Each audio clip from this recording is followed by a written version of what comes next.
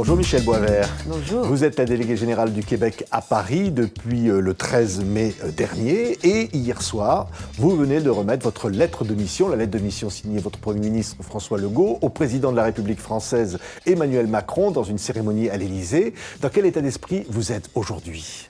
Heureuse, très heureuse, très fière. Je me sens... C'était un grand moment hier, vraiment très émue. Vous savez, représenter son pays, c'est un immense privilège. Ce lien très fort entre la France et le Québec, de devoir se concrétiser par le dépôt de la lettre de mission. Vous savez, quand même, ici, la France donne au Québec le statut de nation. C'est un immense privilège. Et de remettre ça hier et de le concrétiser, pour moi, là, ça m'a fait une immense émotion. Oui. Vous avez senti le président de la République française dans quel état d'esprit à votre égard, à l'égard du Québec? Extrêmement accueillant. Il l'a dit, écoutez, sachez que le Québec est très important pour nous. Et j'ai continué la discussion en disant, vous savez, nous avons des priorités communes, changement climatique, l'égalité homme-femme, l'intelligence artificielle, la langue française, évidemment. Et il m'a clairement dit, nous sommes heureux de savoir que le Québec est à la table avec nous pour des dossiers aussi importants. Donc, de toute évidence, ce lien que l'on dit direct et privilégié demeure, persiste et va perdurer dans le temps. C'est un lien entre le président français Emmanuel Macron et votre Premier ministre François Legault, qui est un lien qu'ils ont établi ensemble, qui est fort, qui augure de quel type de relation? Écoutez, c'est un lien qui existe depuis déjà presque 60 ans. Remarquez, c'est une relation qui est extrêmement diversifiée, qui est profonde et qui a atteint un degré de maturité incroyable. Et c'est justement ce que M. Legault veut, quand on parle de cette priorité économique, c'est de se baser sur cette relation qui est si solide pour s'en servir comme effet de levier pour du développement économique. C'est ça, cette priorité économique-là. C'est pas l'économie au détriment de tout ce qui s'est fait. C'est bien au contraire cultiver déjà tout ce qu'on a et s'en servir pour du développement économique. Et faire en sorte peut-être que l'économie soit en filigrane de chacune de nos actions. Donc, c'est pas un au détriment de l'autre, c'est rajouter un volet supplémentaire. Oui, il a annoncé sur ce même plateau, lors de sa visite officielle en France, votre Premier ministre François Legault, qu'il comptait doubler les échanges économiques entre le Québec et la France. Est-ce que ça, c'est possible? Écoutez, je l'ai décrit dans ma lettre de mission. C'est clair, c'est chiffré. C'est possible. Écoutez, c'est possible parce que quand on regarde l'état des échanges commerciaux entre la France et le Québec, c'est quoi? C'est autour de 5 milliards de dollars canadiens. C'est ridicule. Et là, je reprends même les propos de mon propre Premier ministre. C'est ridicule. C'est 3 fois ce qu'on fait. C'est-à-dire, c'est 3 jours d'échange avec les États-Unis. On peut faire mieux, c'est clair, net et précis. Partout où je me promène, je suis allée ici beaucoup en région. Dès que je parle justement de ce nouveau mandat, de cette priorité économique, il y a une réponse de mes interlocuteurs. Mon directeur économique repart toujours avec une pile de cartes d'affaires. Je suis convaincue qu'il y a des opportunités pour nous, pour les Québécois en France et pour les Français au Québec, que l'on n'avait peut-être pas saisi parce que la priorité économique n'était pas inscrite tout autant qu'elle l'est maintenant. Oui. Ça veut dire, parfois, on a aussi l'impression qu'il y a davantage de Français qui veulent aller dans la belle province, comme on dit ici au Québec, investir, que de Québécois qui pourraient être tentés de venir investir en France? Écoutez, oui, il y en a plus. Bon, c'est sûr et certain qu'il y a le nombre. Vous êtes beaucoup plus nombreux que nous sommes. Mais effectivement, en tout cas, moi, ce que je sens en ce moment, c'est que le Québec bénéficie d'une cote d'amour en France incroyable et qu'il y a beaucoup d'entreprises françaises qui veulent s'établir chez nous. Il y a eu des annonces récentes, d'ailleurs. Tandis qu'au Québec, les États-Unis sont tellement près. 70% de nos échanges commerciaux se font avec les États-Unis.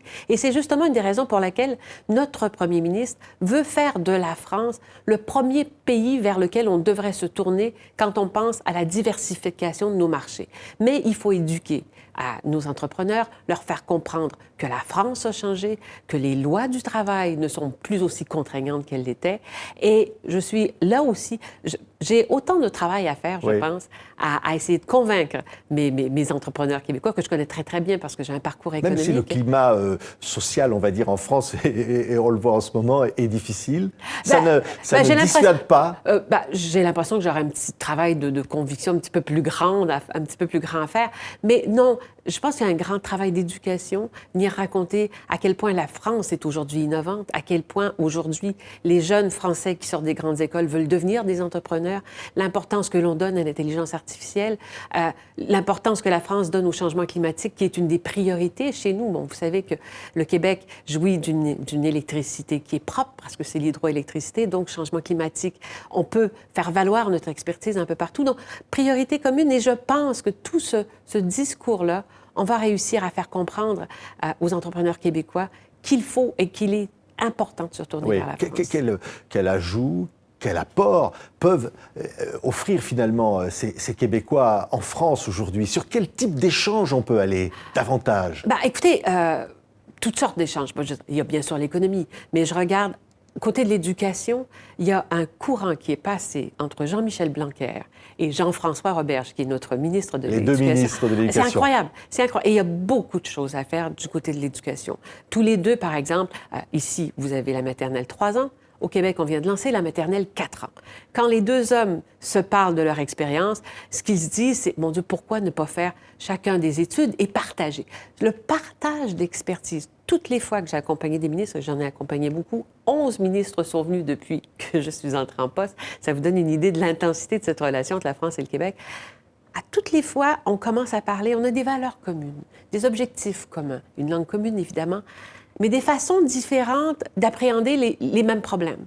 Et tout à coup, ce qui est intéressant de voir, c'est que cet intérêt de partager les pratiques de part et d'autre, et qu'ensemble, et c'est vraiment ce que je vois, de s'allier ensemble, on va plus loin.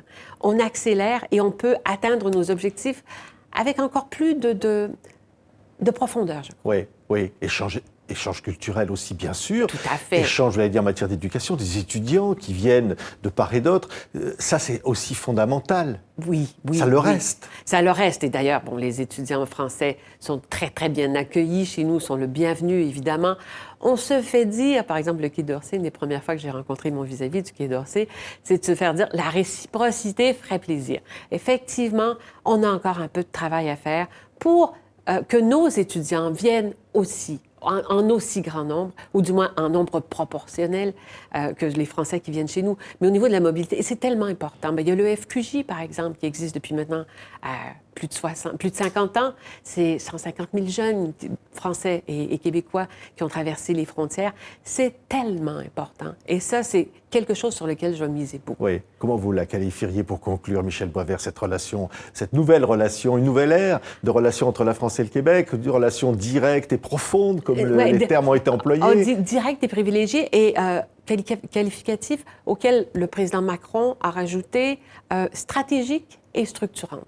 Donc, direct, privilégié, stratégique, structurante. Et en fait, une relation de profonde amitié et de profonde affection. Merci beaucoup, Michel Boisvert. Donc, vous avez remis votre lettre de mission hier au président de la République, Emmanuel Macron, délégué général du Québec à Paris. Merci d'avoir été notre invité. Merci beaucoup.